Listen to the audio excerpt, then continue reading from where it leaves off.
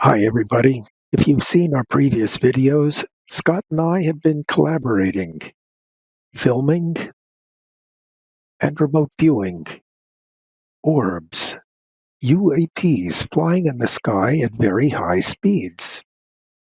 In our last video, because of my years of practice semi-trance channeling, I channeled those orbs.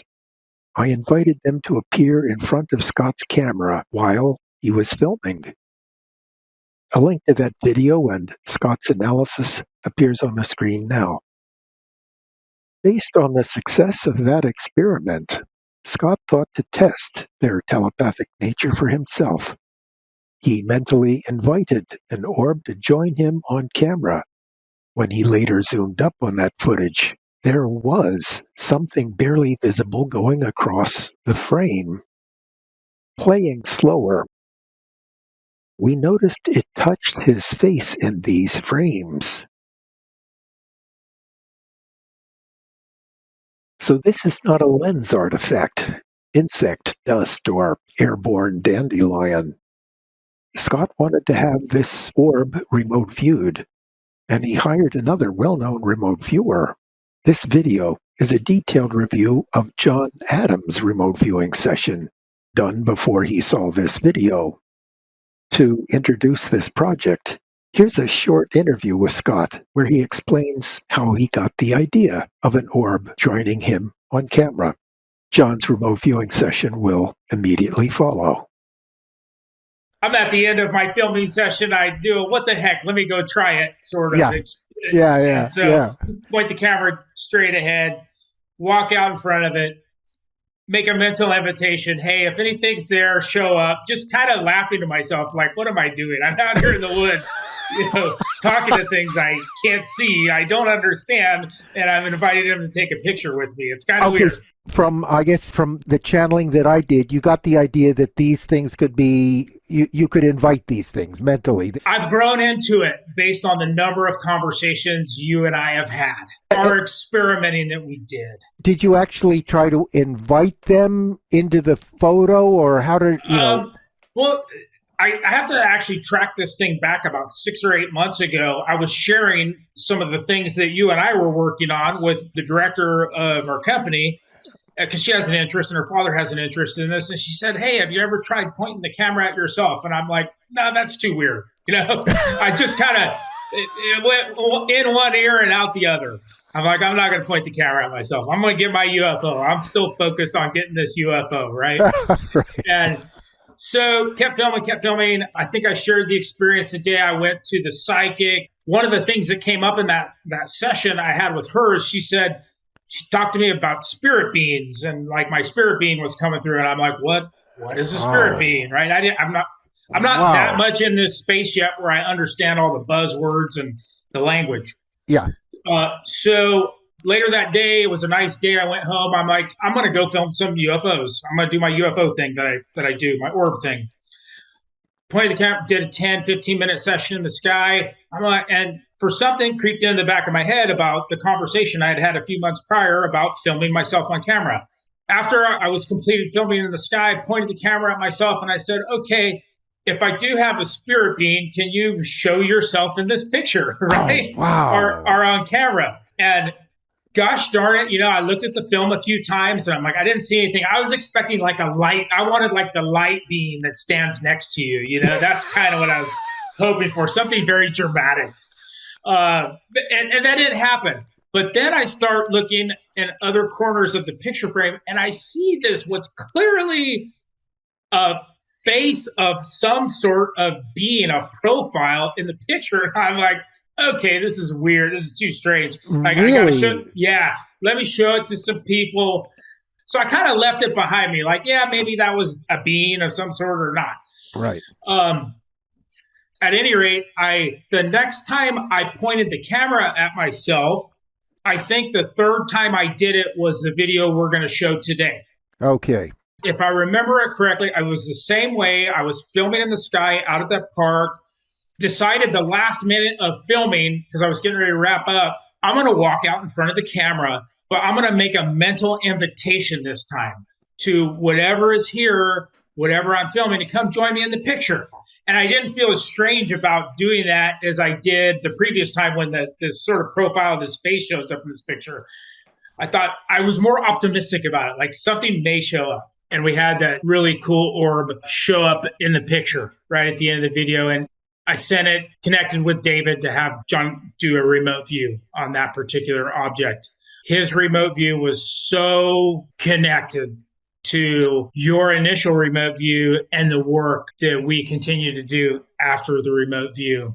If you're looking at the screen, it comes in from the right and will move out of screen to your left, basically up at a 45-degree angle. The amazing thing about this particular object is I had made a mental invitation before I walked out in front of the camera. And when I was playing it at 50% speed, I saw this thing that was clearly the same phenomena that I had been capturing in the sky for months now. It was semi-translucent, luminescent orb. This one seemed to be smaller, moving at an incredible rate of speed, as usual. And you used your orb tracker and slowed down the speed even more so you can really get a feel for how incredible this footage is, in my opinion. The software or your software overlay actually really helps the viewer. The orb contacted and wrapped around your face at one point, which indicated that the object wasn't dust or a fuzzy floating by the camera. Right. It was contacting you. It was contacting your skin, and you invited this thing. I invited it. Wow. Yeah. Okay, what follows next is John Adams' remote viewing session, where he is describing the video that you just saw and the orb that was in that video, and that comes up next.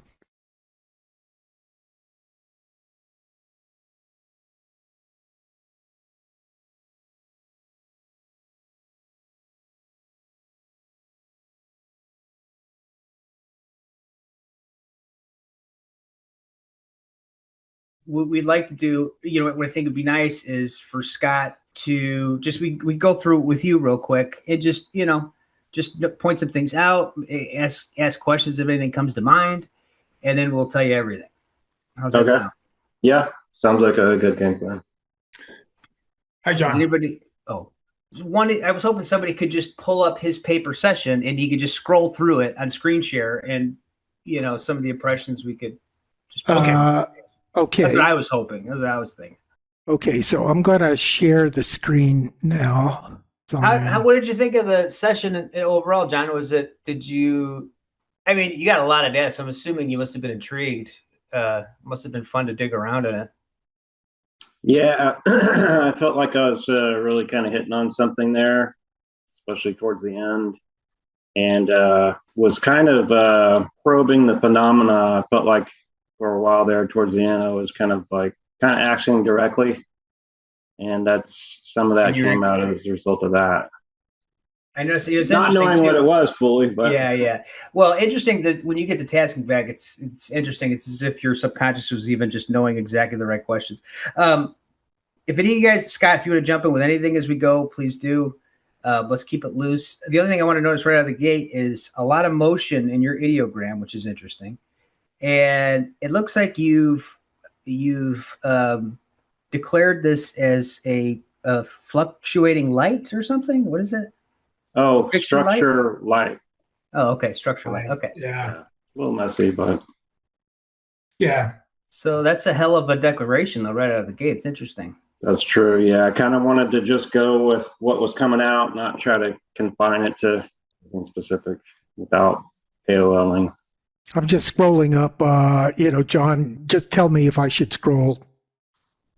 You're good if you got any questions or don't know a word. But yeah, it's kind of the basics there, and it's already so smooth. Stage 2 there. Smooth, straight, metallic, reflective, shiny, smooth as glass, linear. AOL motion mechanics. Yeah. Yeah. John, I have a question for you. And not read into it too much. So yeah, go ahead. John, had you read this yet? And then gone back and read yours from June? I took a quick look at this just before the meeting, and Okay, so John, you know that I also remote viewed one of Scott's targets. No, he doesn't know any of that. Don't tell him any of that yet. Don't Oh. tell him any about that. I was guessing Yeah, it yeah. at this point. But yeah. Okay, So yeah, we got a typical round bent, something bendable, reflexive, bendable. Yeah. John, when atypical comes in, is that just coming in? Like atypical, that's the word I want to throw out on this. It's just sort of this free writing. Right. It's not thinking about it, and it's not like the feeling of, I mean, there could have been a feeling of it, but that's kind of the word that Okay. jumped in subconsciously. And which would normally be an S4, but Yeah, see, no CRV. from a psychic perspective, just to give you an idea, Scott, he's like, what's happening here is John he's at the very, like, just cracking the door stage of the target, but he's got a strong connection to it, and it's interesting to him. So he's pulling out a lot of the good data is wanting to open up kind of early, and so he's feeling that. You could tell in the session, he's feeling the draw of it. But that's that's what I just wanted to say. Right on. And so, yeah, it's kind of still at a measured pace, though, even though the connection's coming in. move on, John. Yeah, motion, energetic energy, and then already I'm getting images and stuff, and just want to go with it. So, Sky or atmosphere? yeah, Wow. energetics, and I'm having already these. Before this drawing, even I had these impressions of this light phenomenon, and then in addition to that, now I'm seeing this scene kind of unfold, and it reminds me of like an aurora borealis type thing. If there's sky, there's a light phenomenon, and I'm perceiving it like dark, and there's some kind of, as you see, a tree line. Could be it's mountainous, but I believe I was seeing trees. Can I do an all stop there and point something out about this picture? Mhm. Or do I not do that yet, Dave? No, go ahead. John, what's incredible is I intentionally set my camera up to shoot through two trees. There's a forest behind them, and then there's mountains, and then the sky. Okay. This looks exactly like where I have my camera set up. It kind of creeps me out, actually. Oh, wow. Yeah, I think go down a little lower, just a bit. Observer viewpoint. Oh, yeah, right there. That's it, man. I was like, wow, that was pretty cool. Okay, so witness something, maybe a light phenomenon. Okay. Okay, so mountains and clouds here, is that what's going on? Yeah. Light phenomenon in sky, atmospherics, reminding me of some kind of plasma energy light. And for some reason, there's this feeling of a factor of time passing. It's worth mentioning. I don't know if it's time lapse or something weird about time, but yeah, I can explain that. The clip that you actually remote viewed was slowed down. This is what I think. It was slowed down tremendously because the object was going so fast. So to track it, I couldn't even do a video clip. I had to do a screen record and use my mouse as I flipped through frame by frame. So it literally looks like time has stopped, but the object is moving. It's pretty weird. This is you're shooting at 1/20th of a second again, Scott? Yeah. So very fast. Okay. Interesting AOL there, embryo. Anything come with that, John? Yeah, that one tripped me out. Yeah, probably didn't even necessarily need to AOL it because it was a word that spontaneously came in, but I didn't want it to be like a fragment of, thinking about UFOs or something. So that was kind of like a safety thing. And at that point, I didn't, want to focus on it too much. Still a little bit early. Mm-hmm. And yeah, I don't know how directly connected it was to whatever this light. No, it's good. You're managing the data perfectly. Very nice. Yeah, it starts to get interesting there. All right, so what do we got here? Okay, so here I was perceiving different things. And it was like I was, from somebody's perspective, I was seeing this other layer of reality.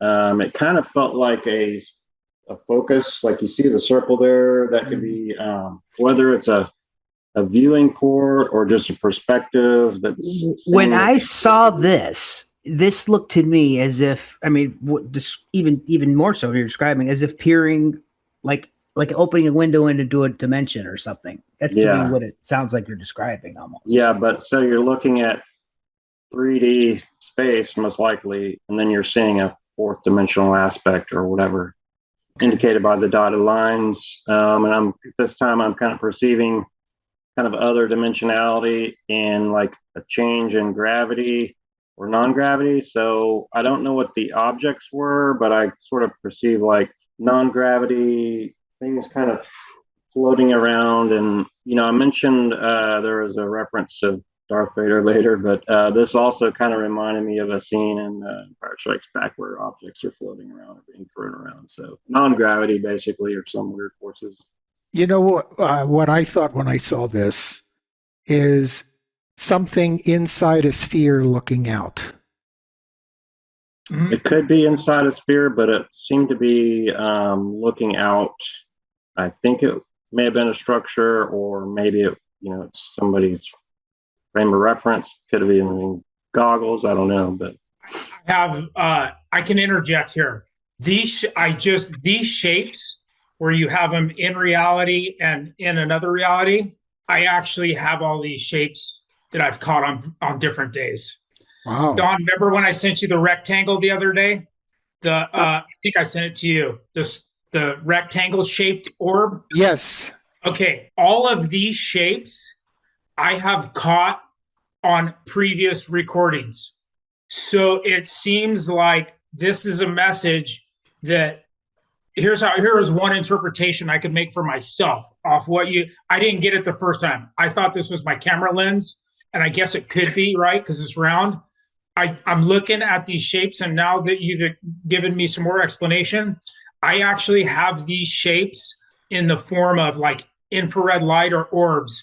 I call them sky streaks. And like 2 days before, it might have actually been on this video session when I was at the park. For the first time ever, I caught something that had edges. And then it was rectangular, and then it actually made like a streak through the sky, and it still kept its edges, a front, sides, and a back. And these other things, I've seen them on my film reviews. So it feels like this is a summary of some of the strangest objects I've ever caught, honestly, because most times I catch sort of I'll call it a common ordinary orb since I've caught so many of them. But occasionally I catch these very, very strange shapes. Like I don't even know where to put them in my brain, So that's what this looks like to me. Another interesting thing, guys. Oh, go ahead. I was just going to say it does mention as if viewing through glass, as if interdimensionally. If you look at his line pad, did you notice? Okay, it's solid lines outside of the circle. Yeah. It's dotted lines on the inside of the circle. That's indicating something. Also, something to be reminded is, I don't know about if this happens to John, but I don't think this is necessarily the case, but something to keep in mind is we have composite sketches. I mean, like sometimes I could just like look at all the data that's dropped out of that sketch. I could draw sometimes just to get just because the pen's moving. It doesn't have to be something specific I'm drawing, and it'll just elicit data. And the picture itself may just not be anything. It's just, but I think this, I would go with what John's opinion was when he sketched it. Yeah, cool. This is That's cool. Really cool. Yeah. Sharing another layer of reality. This wasn't quite sure what it was, but it did remind me of the sessions I had done before.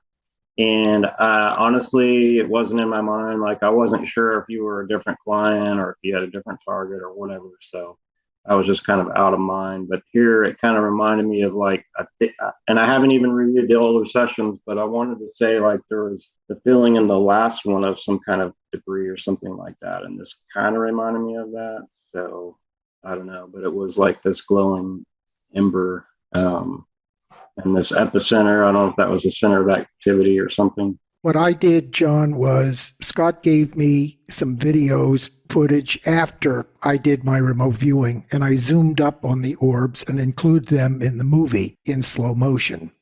And when I did that, they appeared like smoke. And I showed comparisons between bees, dragonflies, and butterflies, so you could see what natural terrestrial objects would look like, as opposed to this thing that just looked like a smoky flame that was moving around in the sky at high speed. And I think maybe you're kind of getting into that same thing with this drawing here. And you even label it smoky. So yeah, there is a smoky scent. So I don't know. It could be that. It could be a related phenomenon, whether it's a nearby meteorite or a crash or debris or something. I don't know. So I don't know what all happened in this scenario. Was it something maybe you don't know about? I don't really know. So what did you mean by epicenter there? I'm curious about that. Yeah, that's a word that really kind of came in, and I wasn't sure how to handle it. But I want to say it was kind of indicating that either the epicenter of this, I guess, the overall gestalt or the activity or whatever this thing is like the center of something, at least within this frame. So I'm not really sure. It's more like a kind of a subconscious thing, I guess. All right. So yeah, we've got some different connecting things and sort of letting them flow out and sort of connect and to try this is like a mind map you're doing here, John? Is that right? Exactly, yeah. So some themes that are branching out and or connecting. So yeah, Scott, just so you know, Scott, I don't know if you know this or not, but sometimes we'll get that and we want to get down to the root of what it is. And it's called the stage 5, or this is a similar thing, mind mapping. That's basically what it's doing here, just so you know. Go ahead. Okay, so flight is connected to movement, is connected to shake, is that? Yeah, shake. You got pilot, flight, and then this environment. There's a flyby, routine, dovetail, spin, reflexive. You got a different scenario of walk. There's sky. There's movement. And then there's something about reality that's important, and then it's inexplicable. There's a sphere round with energy. Seems to be a machine with all these aspects. I got the word cross stream, and I want to say I may have had something similar in an older session. And again, I don't know if it's the same target, but so I think I kind of had the image here of like maybe some crossing lines, but there's light, energy, motion, witness. In the video. Wait till you see the video. That'll make sense to you. Yeah, but I guess wanting to understand, I don't know what the shake is, but surround. Yeah, flank and surround. Could shake be interpreted as kind of a handshake, like a greeting, or was it more like probably a not that? It could be shaking movement, could be a camera shake, it could be a person shaking, or it could be a phenomenon of shaking. Okay. John, I have a question. Or energetic. Yeah. Just about your notes. So if we go up to the cross stream, and if I follow that all the way down, is that connected to shake, understood, surround? Is that from cross stream all the way down to surround, or is surround off the other tree? Yeah. You got it right there. Surround is connected to light. The others are sort of down in an L shape. Okay. In some way, that's how the flow went. Okay. All right.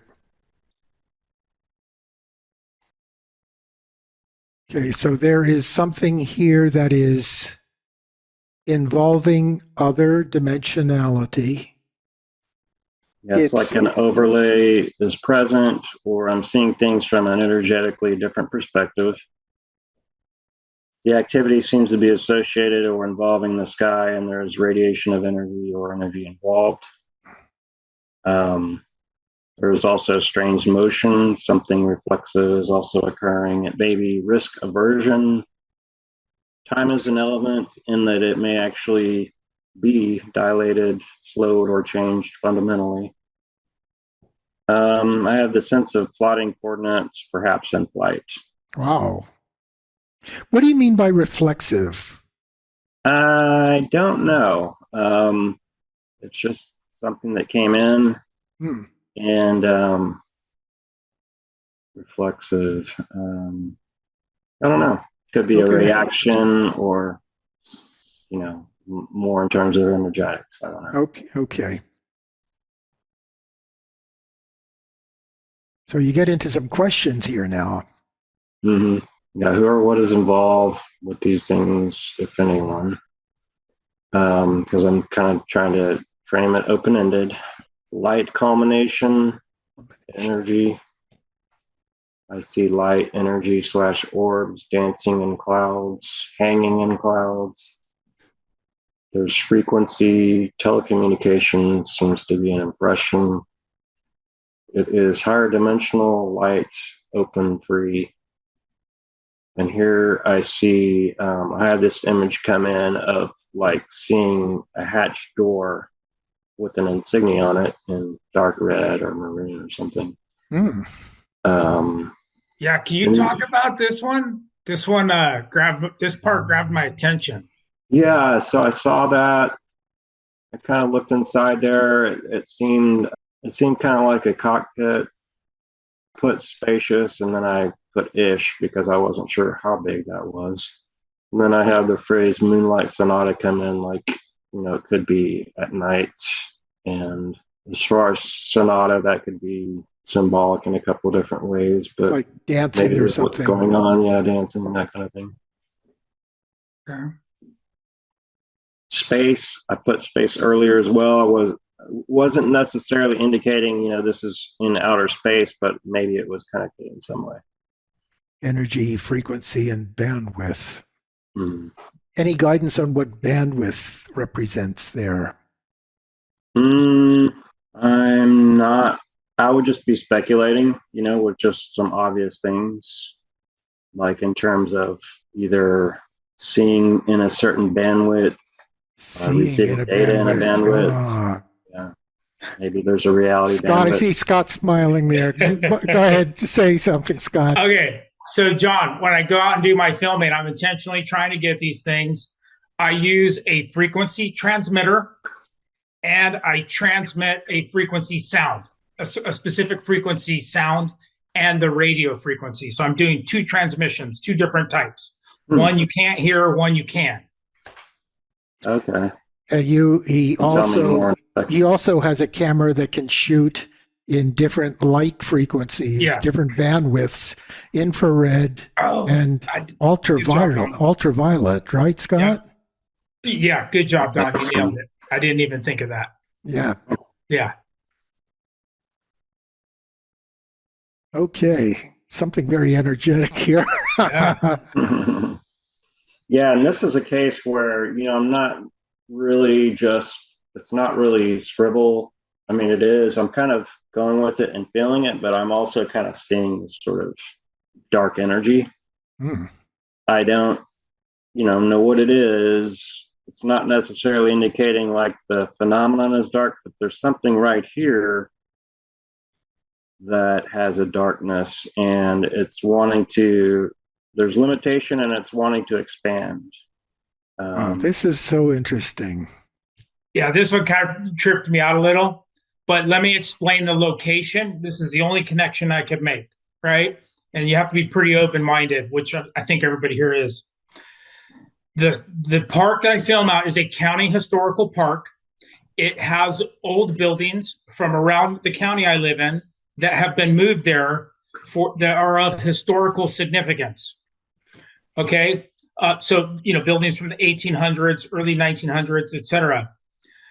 So my thought is, if you're going down the paranormal freeway, that some of the buildings or some of this area could hold some dark energy left over, ghosty energy, if you will.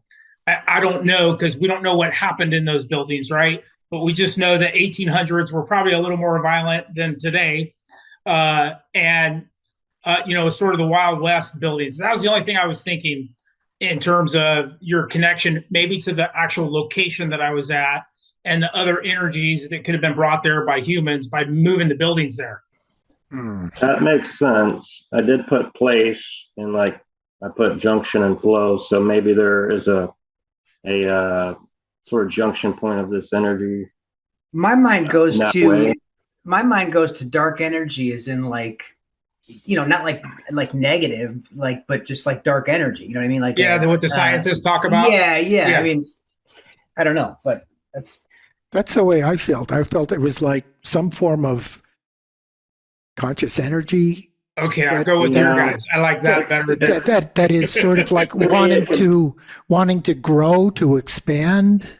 Yeah, because we've got limitation, frequency expansion, something dark about it, but wanting to expand. I think both theories are viable, and I wasn't sure if it was, even just playing to humanity.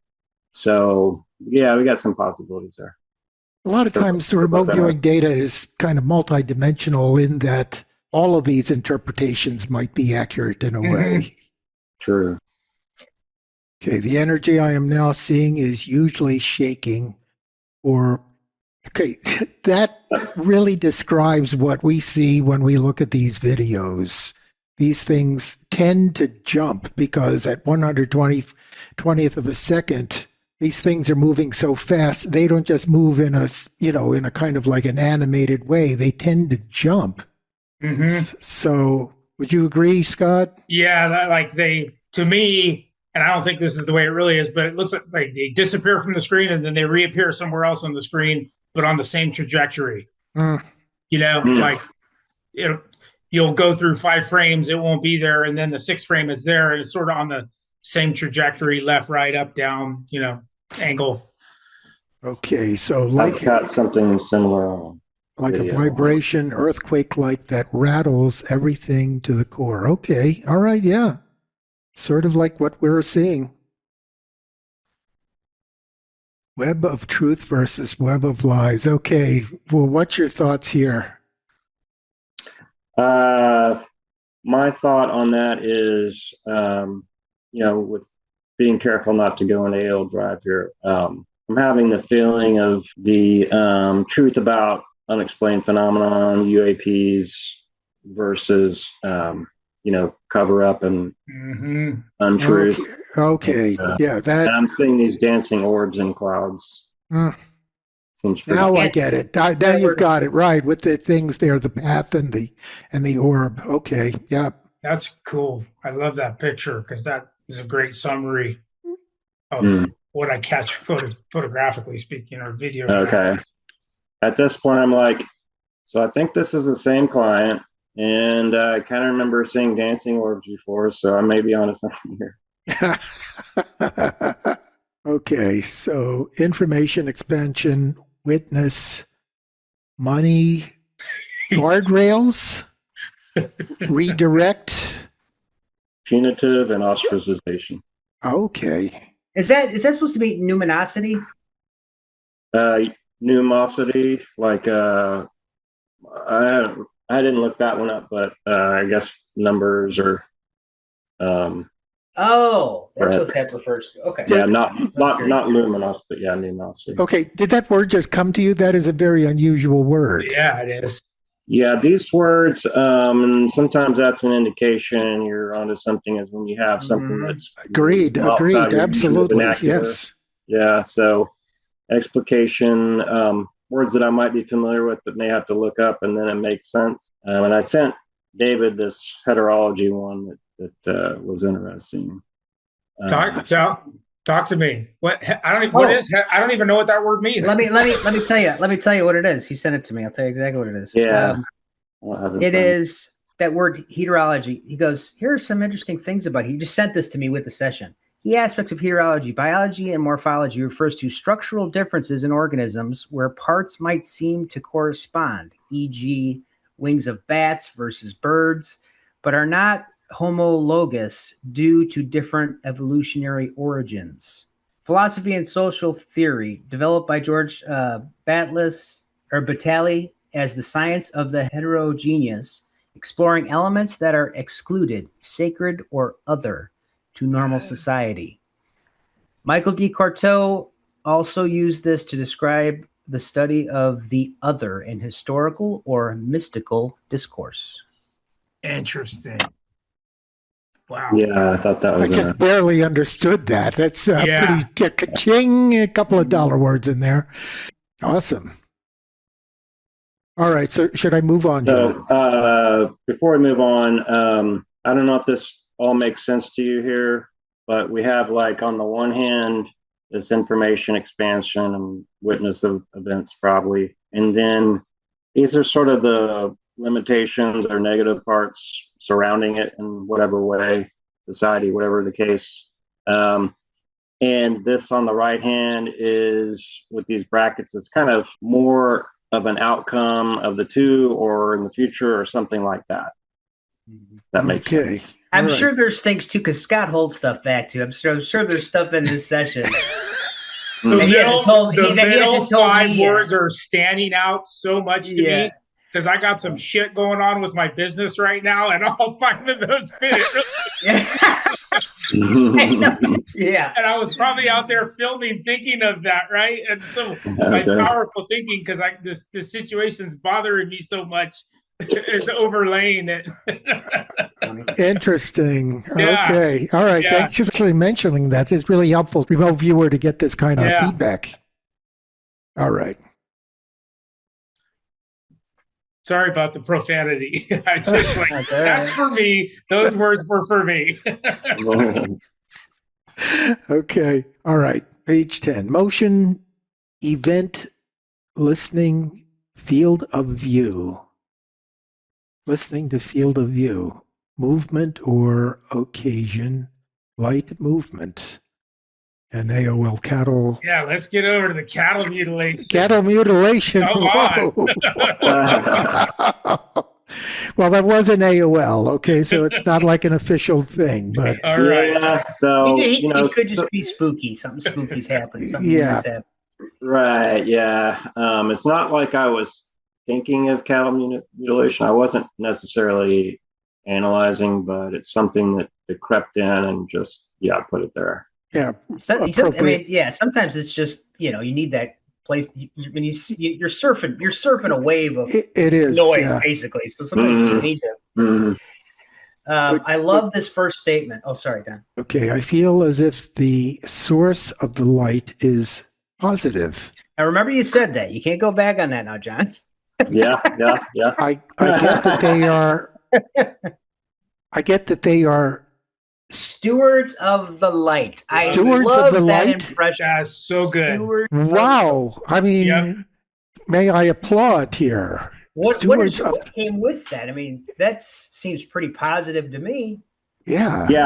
And as far as I know, you're going to tell me this is all about reptilians, but God damn it! Who told them? No. But yeah, I get that.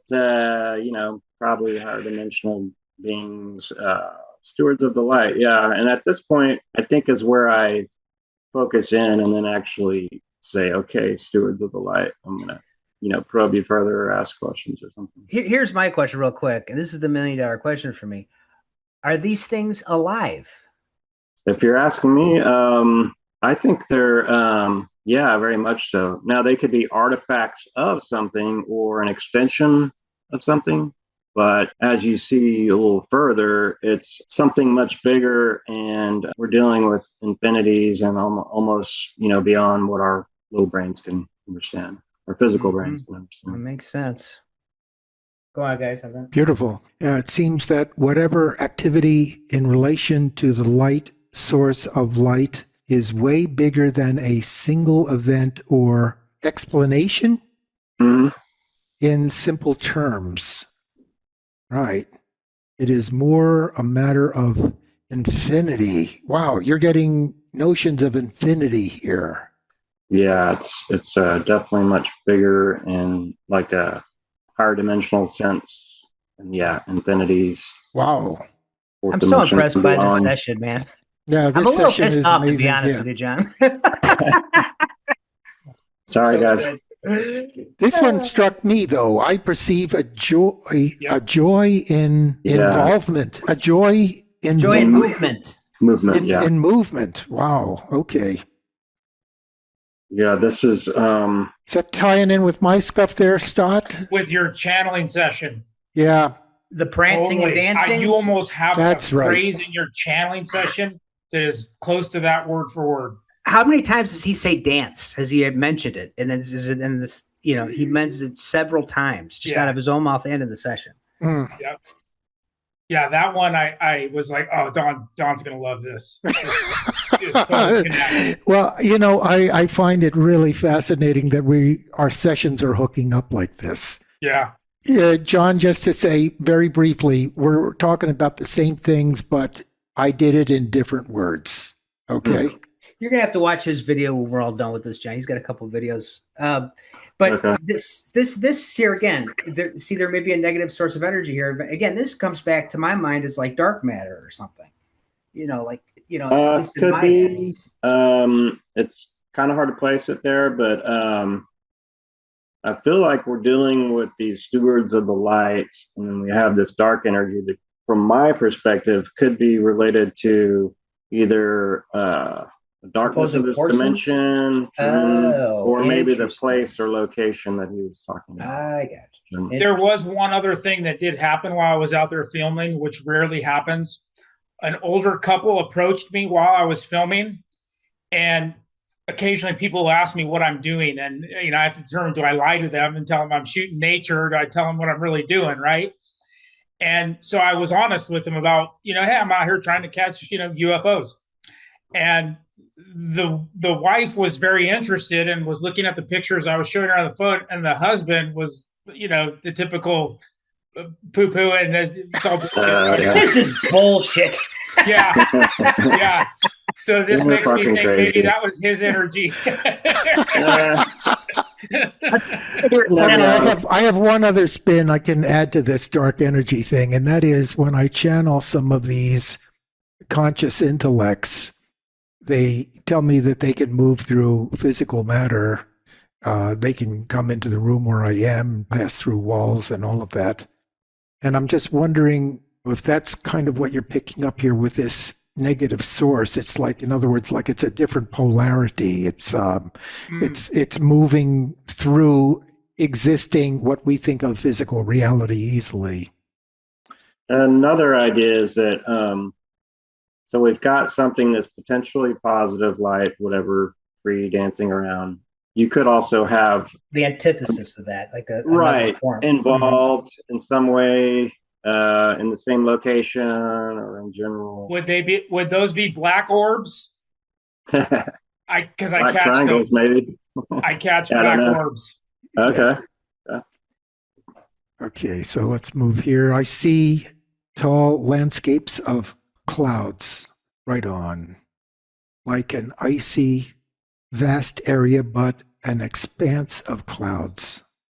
You know how like you're flying over a vast cloud formation, when you're traveling, and it just looks like a landscape of almost Antarctica, whatever. It's kind of what I'm seeing, this expanse of shapes and stuff like that. And Yeah, I'd say that's right on. Wouldn't you say, Scott? Yeah. Okay, this is really interesting. Important, it involves changing the course of evolution or evolving. Do you feel that's for them personally or for someone else, or what do you? I think just from my blind perspective that it's more about what's occurring on Earth, I think, or maybe that's their MO or what's happening here. I'm not quite sure, but that's kind of the dynamic that I'm sort of feeling or leaning toward with that. Okay. So what I'm getting is like this is pertaining to people that are seeing these things on Earth, or maybe looking for these things. It could or maybe everybody. Yeah, probably everybody. It could just be specific, but I think it's more of a general. Okay.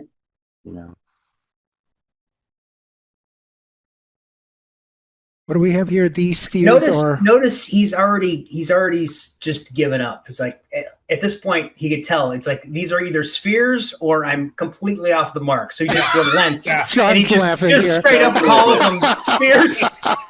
Am I right, John? Yeah, Am I right? You just find your spheres. Yeah, you're tired of blocking it out. You're like, forget it. These spheres, if they're spheres, I've been there. Go ahead. Good point. Surrendering to everything.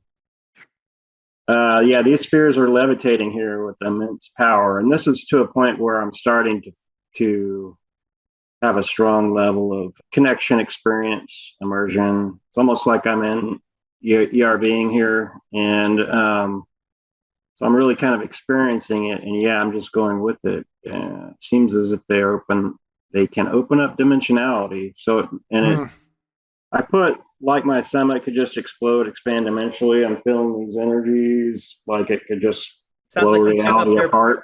You took up their perspective for a moment. Yeah. Yeah, and the potential, I guess, of power or whatever. And very cool.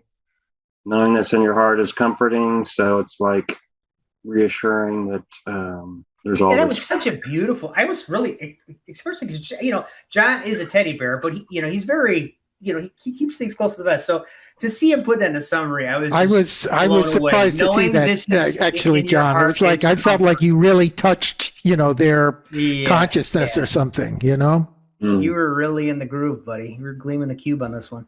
Knowing this is in your heart is comforting. Just a beautiful statement. Yeah.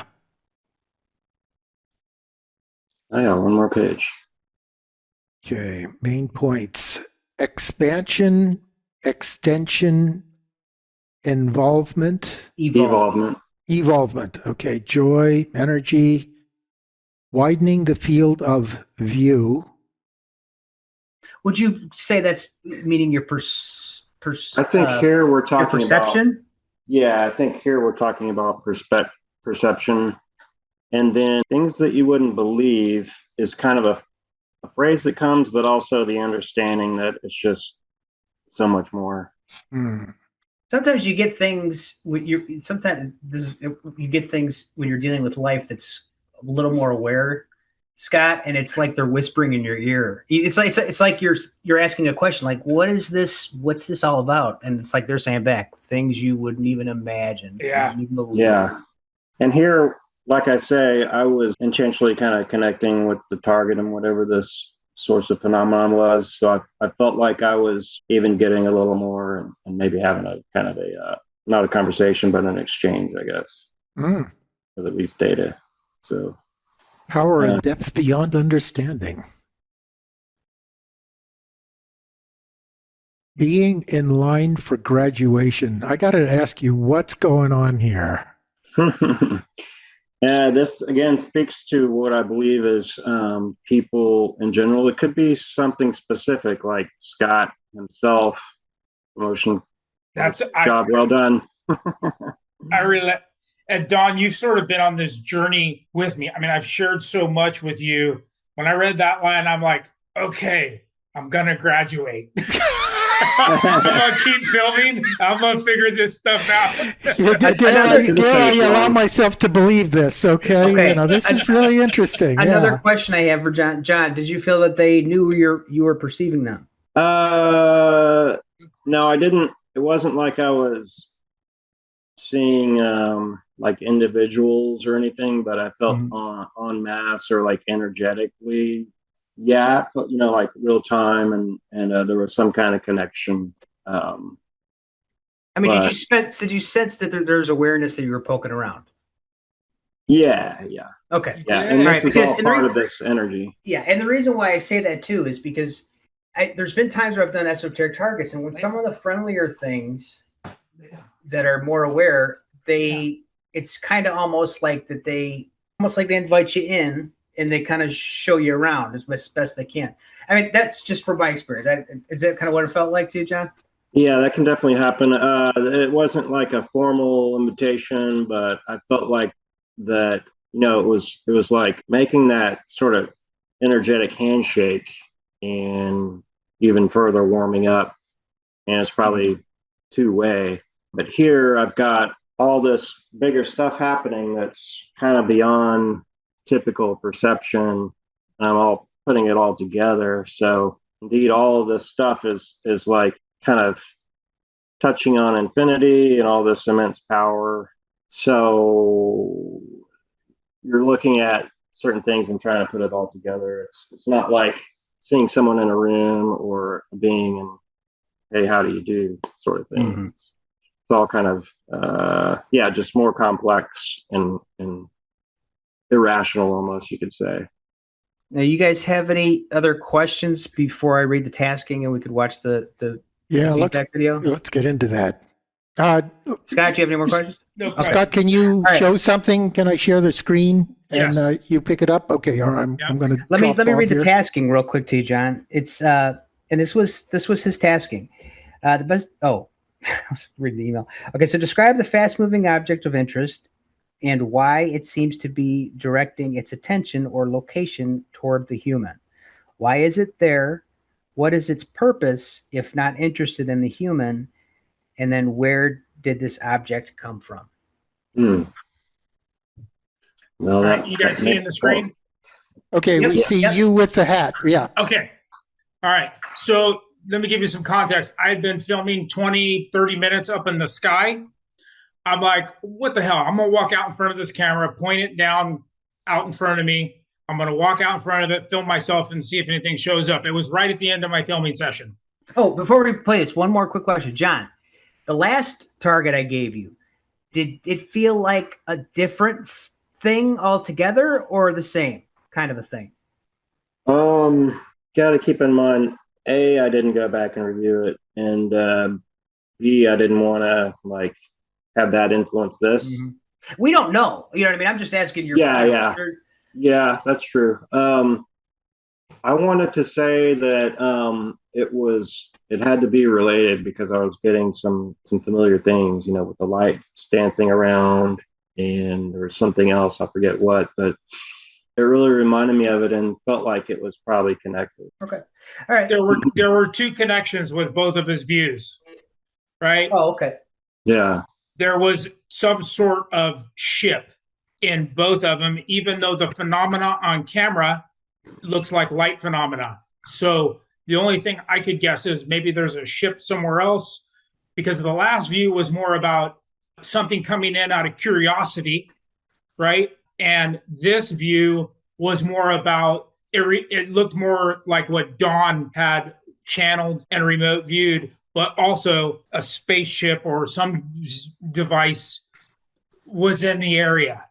So my conclusion, I wouldn't bet on this, is that the electromagnetic activity that I'm putting out into the environment, the electromechanical activity, doesn't just attract one thing. Describe what that is, the electromechanical simulation. That is the frequency sounds. Different recordings people have said bring objects in, and a frequency transmitter, a radio frequency transmitter. And you're playing this through a speaker system. Yeah, a Bluetooth speaker. Yeah, I blasted into the environment. So it makes me think that the same thing you got last time, John, the last read from December, you seem like you could, I think actually if you go look back at your notes, I hadn't looked at it, but the little door you're talking about and the little thing, they almost look the same, I think, if I remember correctly. The thing you said had an emblem on it. If you go back and look at your December notes, I think you drew something kind of similar. I'll have to check it out. You were talking about a spaceship and beings. But to me on camera, it looks like an orb with something coming down. And, your remote view was like, this is sort of like the probe or whatever. I don't know, man. It's all weird stuff. Yeah, I would have guessed that it was or in this case was, spaceship, UFO related, higher dimensional beings, kind of the same ilk. And I think when you go out to film and you set the intention, that's one thing that can attract, and you're setting the conditions and then whatever else you're doing too. So. 100% agree with that.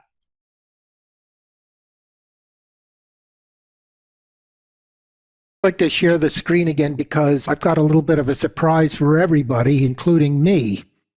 Scott, among the remote viewing community, Angela Thompson Smith is a person that has been involved in remote viewing from the very beginning of the military days and so on. Oh, yeah, I've seen her on podcasts.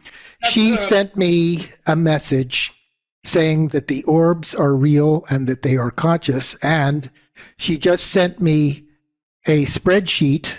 Oh, and she wrote a book. Yeah, she wrote a book on these guys. Okay, and she also sent me this thing about when she, I guess, channeled them, because she's got voices here. I brought up the spreadsheet, and I'm scrolling through the spreadsheet. Can you see this now? Light beings, companions? All right.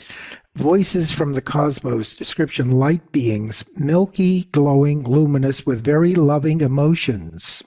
They create a feeling of being totally safe with them and cared for. Very little substance, and many do not see them. Very gentle, very quiet, and very unobtrusive. Appear to have knowledge and advanced knowledge that includes levitation and the ability to move through solid objects. Now, that's what we've all been talking about. They're flying in the sky. I just mentioned that when I channel them, they seem to be penetrating through physical matter. They can come in the room and so on. Appear to have knowledge and advanced knowledge that includes levitation and the ability to move through solid objects like the grays. This spreadsheet has another thing with the grays, and I'm going to send this spreadsheet to everybody. Nice. Yeah, thanks, Don.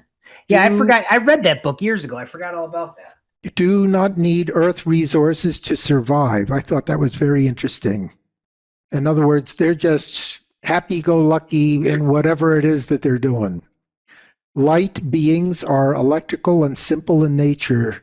They have need to survive. They garner energy from their environment for movement and for repair. Do not have needs of some other races. Consider life sacred and revere. Look at what we're dealing with. That's pretty cool. What's even more cool is I feel like we got to the big leagues, man. Angela Smith. I was really surprised when she responded to me. Yeah, no, and I sent her a message. Can you send these to me within the next 20 minutes, because we're actually having a meeting, and these showed up in my mailbox, and I sent her a mail back. I said, Angela, this is a little bit of a synchronicity here.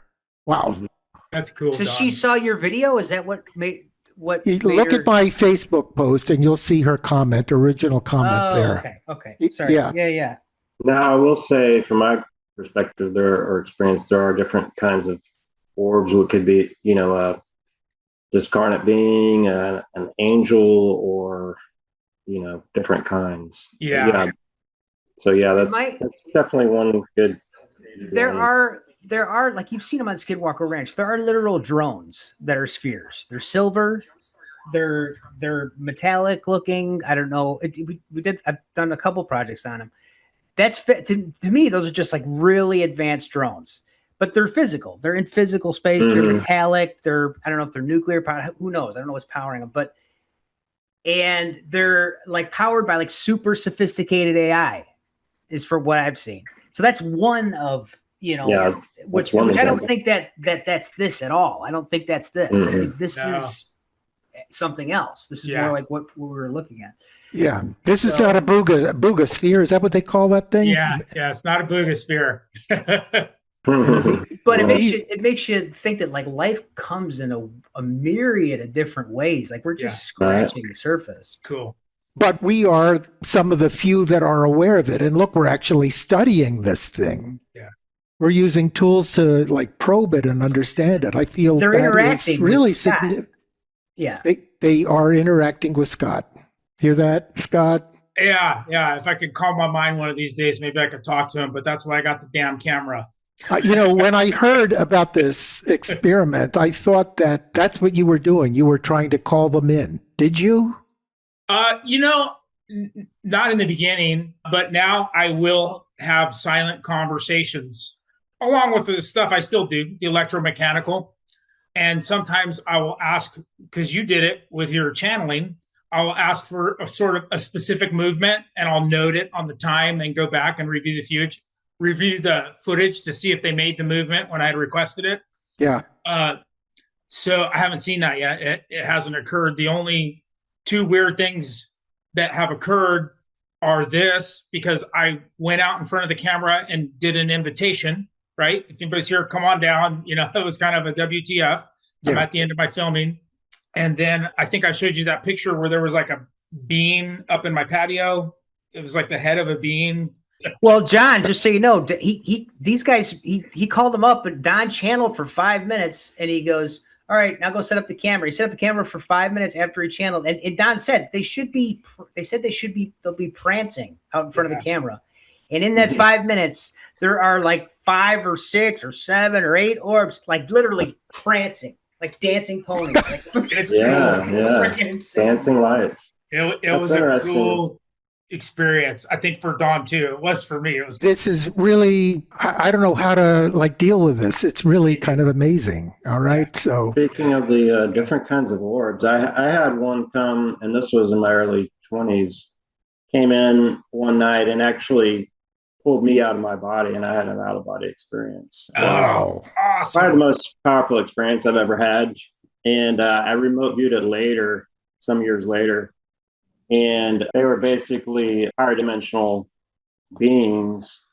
And this was the night where I read this book on how to have out-of-body experiences. And then I had one that night. It was like Wow. I Congratulations. set the conditions or whatever, or like, well, you Yeah. asked for it, here it goes. And it was like I remember in the session like saying, you know, why is this occurring? And they said, why not? And they kind of gave some tips on how to make this occur. And it was like creating conditions for like magic, and like magic in the sense of not ceremonial magic or anything, but just, you know, increasing your frequency and stuff like that. So Wow. Are you channeling these beings now? Is that they're saying words in your mind?